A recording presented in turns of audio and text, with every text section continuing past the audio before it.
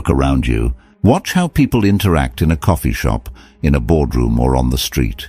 Watch who gets ignored, who gets talked over, and who gets the immediate, unspoken respect of everyone in the room. Society feeds you a comforting lie from the day you are born. They tell you, don't judge a book by its cover. They tell you that character matters more than clothes, that modesty is a virtue, and that true wealth is on the inside. It is a beautiful lie, but in the ruthless game of human psychology, it is completely, fundamentally false. The harsh, undeniable truth of the world is this: people will treat you exactly how you dress, how you stand, and how you present your value to them in the first 3 seconds of meeting you. If you look like you have nothing, the world will give you nothing. If you look like a victim of circumstance, predators will treat you like prey. If you look poor, you will be treated poorly. Welcome to the dark psychology of appearance. Today, we are diving deep into the Machiavellian principles of perception and Robert Greene's Law 34. Be royal in your own fashion. Act like a king to be treated like one. We are going to dismantle the illusion of humility and teach you how to force others to respect you, even if your bank account is currently sitting at zero. This isn't about buying designer clothes you can't afford. This is about the weaponization of your image. This is about never looking poor. To understand why appearance is the ultimate cheat code in society, you must first understand a psychological phenomenon known as the halo effect. This is a cognitive bias where human beings automatically assume that because a person possesses one positive trait, like a sharp, authoritative appearance, they must possess other positive traits, such as intelligence, competence, wealth, and trustworthiness. Think about it. When a man walks into a room with a perfectly tailored jacket, impeccable grooming, and a posture that demands space, your brain makes a split-second calculation. Before he even opens his mouth, you assume he is successful. You assume his time is valuable.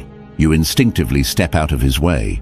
Contrast this with someone who walks in with slumped shoulders, wearing ill-fitting, neglected clothes, looking apologetic for simply existing. The world instinctively steps on them. Human beings are, at their core, primal creatures. We are hardwired to scan our environment for status cues. In the animal kingdom, the alpha doesn't walk around trying to convince the pack of his power. He simply displays it through his size, his mane, or his posture. In human society, your appearance is your mane. It is the visual resume you hand to every single person you walk past. If that resume screams low value, you have already lost the negotiation before it even began. Many people fall into the trap of looking humble because they think it makes them more relatable or morally superior. They think, I don't need to dress up to prove my worth. My work will speak for itself. This is the mindset of a servant, not a master. In Robert Greene's The 48 Laws of Power, Law 34 states, the way you carry yourself will often determine how you are treated. By acting out an attitude of extreme confidence and presenting an exterior of high value, you dictate the terms of reality. If you choose to dress and carry yourself like a peasant out of some misplaced sense of humility, do not be surprised when society hands you a shovel. Being poor is a temporary financial state, but looking poor is a psychological disease. It signals to the world that you have given up, that you do not value yourself, and most dangerously, that you are easily exploitable. When you project an image of lack, you attract predators. Bosses will underpay you, partners will disrespect you, and strangers will dismiss you. Why? Because your appearance has implicitly given them permission to do so. To master this dark art, we must look at history. Let me tell you the story of George Bryan Brummel, better known as Beau Brummel. He lived in late 18th century England, a time when society was entirely dictated by extreme wealth and aristocratic bloodlines. Brummel had neither. He was not a lord, he did not have a massive fortune, and he had no political power. Yet he became the absolute dictator of fashion and society in London, holding more social power than dukes and earls. How did a man with moderate means command the respect of the entire British Empire, including the Prince of Wales himself? Brummel understood the dark psychology of appearance. While the rich aristocrats wore gaudy, ridiculous outfits covered in gold lace and jewels to prove their wealth, Brummel went in the exact opposite direction. He weaponized simplicity and perfection. He wore dark coats perfectly tailored. His linen was immaculately clean. His boots were polished to a mirror shine. His posture was unshakable, and his attitude was one of utter superiority. He didn't wear wealth. He wore discipline. He created an illusion of such high status that the actual wealthy people felt inferior around him. They began to copy him. The Prince of Wales would spend hours in Brummel's dressing room just to watch him tie his cravat, hoping to absorb a fraction of his aura. Brummel forced the most powerful men in the world to respect him, not by showing them his bank account, but by presenting an image so sharp and unapologetic that they had no choice but to bow to it. The lesson of Beau Brummel is critical for you today. Never look poor does not mean look like you just robbed a Gucci store.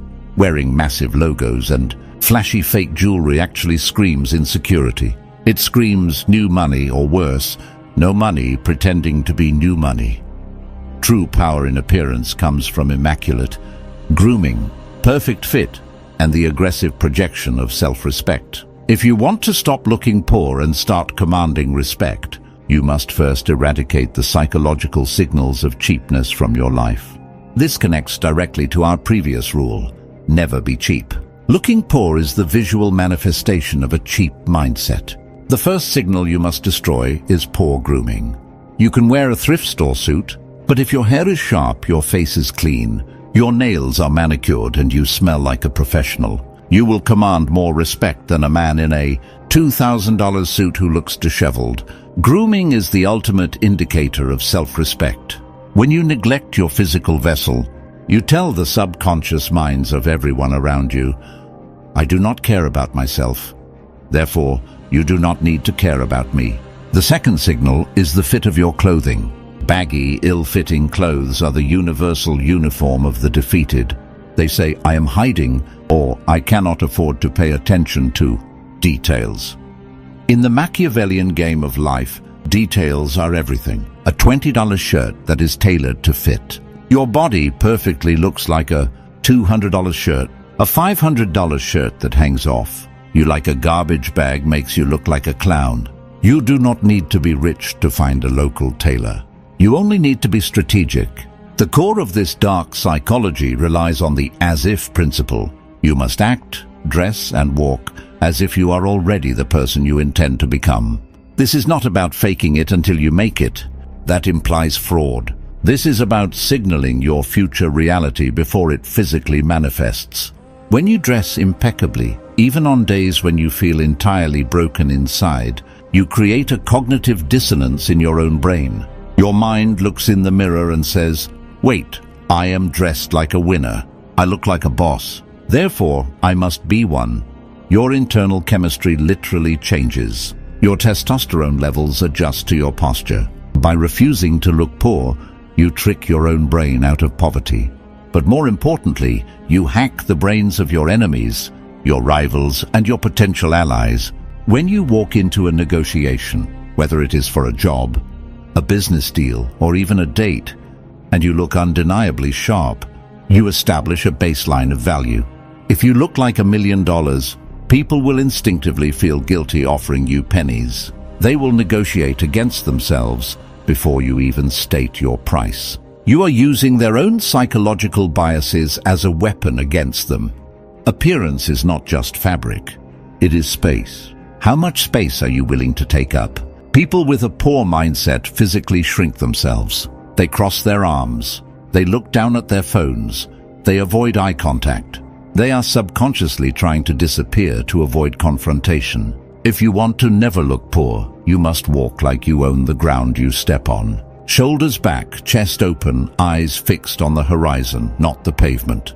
When you make eye contact, hold it a fraction of a second longer than is comfortable. This subtle act of dominance tells the other person's primal brain that you are not afraid, that you have options, and that your status is secure. Remember this dark truth. The world is incredibly lazy. People do not have the time or the energy to dig deep into your soul to discover your hidden potential.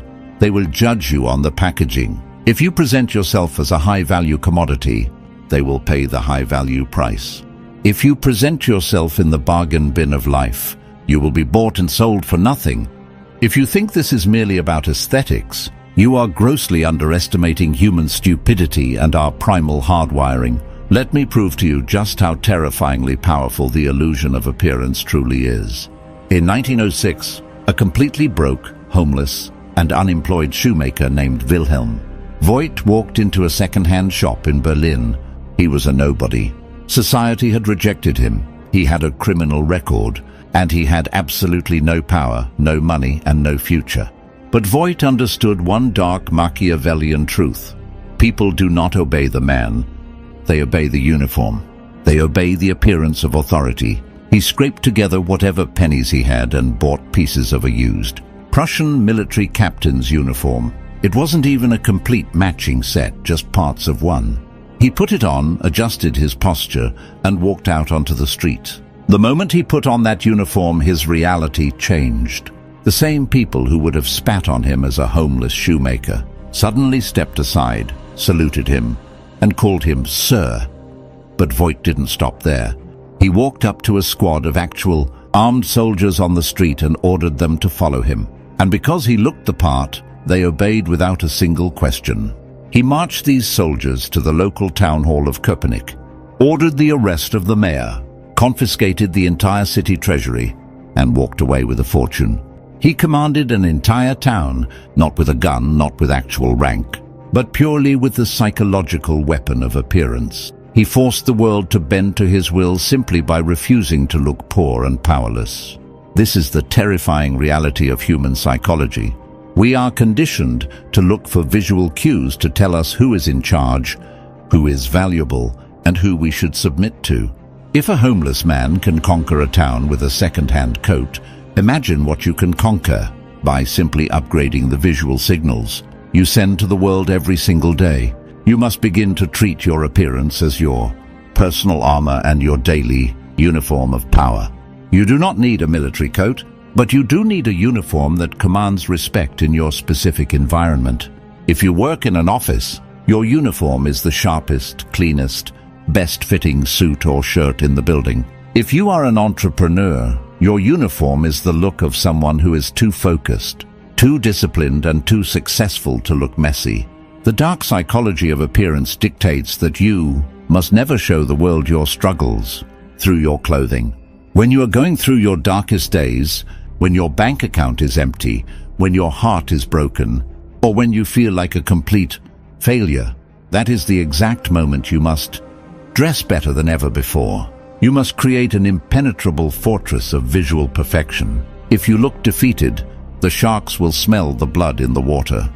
They will exploit your vulnerability, but if you look sharp, untouchable, and immaculate, even when you are internally bleeding, you project an illusion of invincibility. People will look at you and think, this person is in control, and eventually, you will start to believe it yourself. Let us discuss the micro-signals of wealth and value. It is not about logos. It is about the silent details that scream high status. Look at your shoes. The state of your shoes tells a psychological story about your attention to detail. Scuffed, dirty, worn-out shoes signal to a high-value observer that you do not care about the foundations of your life. Keep them clean. Keep them polished. Look at your posture when you sit. Poor people, and I mean psychologically poor people, sit on the edge of their chairs. They shrink inwards, holding their bags tightly, as if they are apologizing for taking up the chair. Kings do not sit like that. A person of high value leans back. They occupy space. They rest their arm on the chair next to them. They move slowly. Fast, jerky movements are a sign of anxiety and low status. Slow, deliberate movements are a sign of a predator who knows he has no natural enemies in the room. When you combine impeccable, clean, tailored clothing with slow, dominant body language, you create a psychological force field that demands instant respect. You must also master the psychology of color. Dark colors, blacks, deep navies, charcoal greys, are universally recognized by the human brain as colors of authority, mystery, and power. They create a stark contrast against your environment. They hide imperfections and project an image of seriousness. When you wear dark, solid colors, you force the observer to look at your face and listen to your words. Rather than being distracted by your clothing, you become the center of gravity in the room. But remember the most ruthless rule of Machiavellian appearance: consistency. You cannot be a king on Monday and a peasant on Tuesday. If you show up looking powerful one day, and the next day you look like you just rolled out of bed, you destroy the illusion. You prove that your power was a costume, not your actual identity. To force others to respect you, your visual standard must be ruthless and unchanging. It must be a non-negotiable law of your existence. Do not wait for success to dress like a success. That is a loser's game. The dark truth is that success comes to those who already look like they have it. You must demand the respect of the world before you have technically earned it on paper. Take a cold, hard look in the mirror today. Ask yourself, does this person look like a victim, or does this person look like a master? Strip away the cheap signals. Destroy the baggy clothes. Fix your posture. Step into the uniform of your future self and watch as the world immediately shifts its behavior to accommodate the new king in the room. If you are ready to stop looking poor and start weaponizing your appearance to command the respect you deserve, leave a comment below and tell me, what is the one detail you are going to change about your appearance today to force people to take you seriously? Let me know in the comments. And if you want to master the rest of Robert Greene's dark psychological laws, make sure you subscribe to the channel, hit the bell, and never miss a lesson in power. Until next time, stay sharp and never be cheap.